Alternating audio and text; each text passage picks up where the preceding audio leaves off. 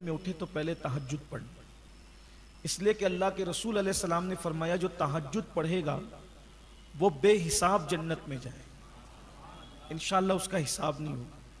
बहुत बड़ी शहादत। तो हम नहीं साल भर पढ़ पाते हैं औलिया अल्लाह की तरह, तो कम से कम महीना भर तो पढ़ लें। और 2 रकअत के लिए कितना 2 मिनट लगता है, 2 से 3 मिनट लगता है। फिर उसके बाद कुछ गिड़गिड़ा लीजिए, दुआ कर लीजिए, क्योंकि वो वक्त खुसूसी दुआओं की कबूलियत का वक्त, जो मांगते हैं मिलता है। यूं तो रमज़ान शरीफ के अलावा भी वो रात का आखिरी पहर दुआओं की कबूलियत का वक्त है, लेकिन जब रमज़ान शरीफ आता है तो फिर उसमें और खुसूसियत आ जाती है। एक ये चीज़।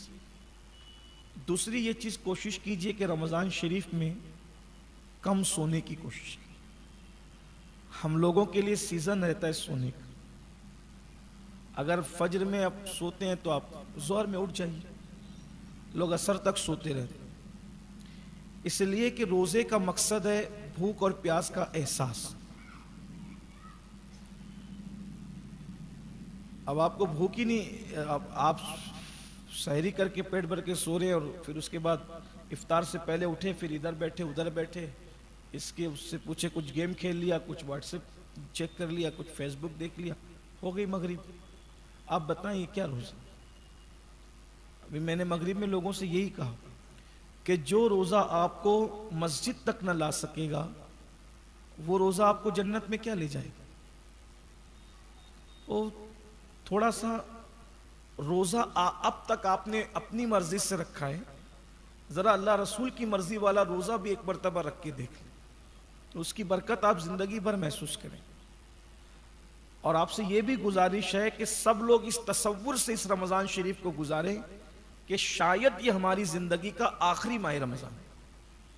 अल्लाह आप सबको हमको बार बार नसीब करे, लेकिन इस तसव्वुर में जाता क्या है। वैसे भी बुजुर्गान दिन कहते हैं कि हम जो नमाज पढ़ते थे समझते थे कि हमारी ज़िंदगी की आखिरी नमाज, तो जिस नमाज को आप आखिरी नमाज समझकर पढ़ेंगे तो उसकी लज्जत ही कुछ और रहे। तो इसलिए माह रमज़ान शरीफ इस तसव्वुर से गुजारे कि शायद ये मेरी ज़िंदगी का आखिरी माह रमज़ान, एक एक लम्हे की कद्र कीजिए। तो इसमें सहाबे किराम तो बिस्तर बांध के रख देते थे। साहबा बिस्तर बांधते थे कि सोना नहीं है, बस इतना ही सोना है जितना सेहत के लिए बहुत ज़्यादा ज़रूरी है, बाकी जगते रहने। और वैसे भी जागना ज़िंदगी है और सोना मौत है।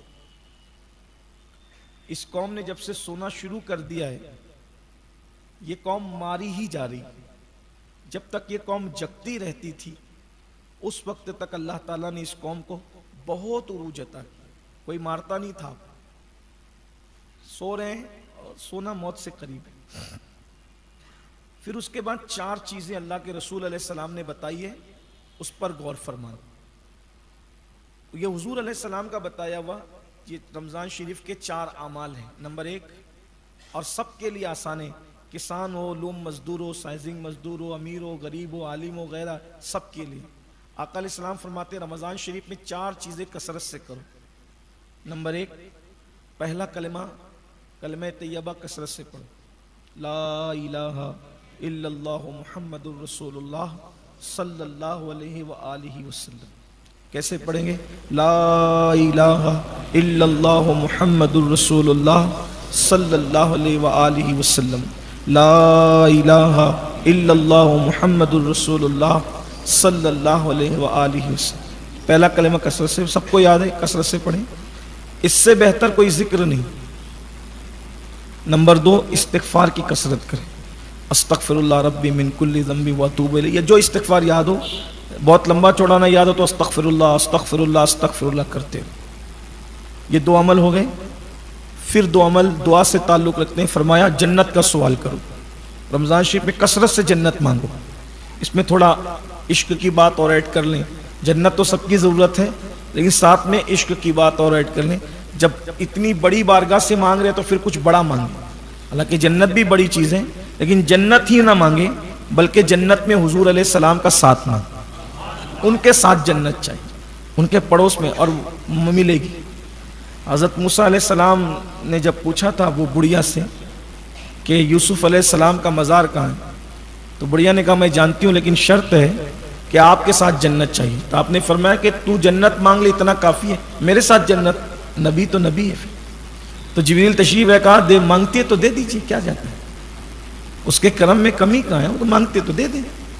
तो जब बुढ़िया मज़ार यूसुफ बताकर हजरत मूसा के साथ जन्नत में जा सकती है, तो अगर आप माह रमज़ान शरीफ की कदर करके रसूलुल्लाह के साथ चले जाएं तो फिर कोई बैद नहीं। तो हुजूर के पड़ोस में मांगे, बड़ी बारगाह है तो बड़ी बात हो। और यूं भी मैं आपसे गुजारिश करता हूं, शायद मैंने पहले भी कहा था, अल्लाह के यहाँ हमेशा बड़ी ही मांगना चाहिए, इसलिए कि बारगाह बड़ी है। हमेशा वहां से बड़ा मांगा करो, बड़ी चीज मांगा करो, और देने वाला यकीन से मांगा करो,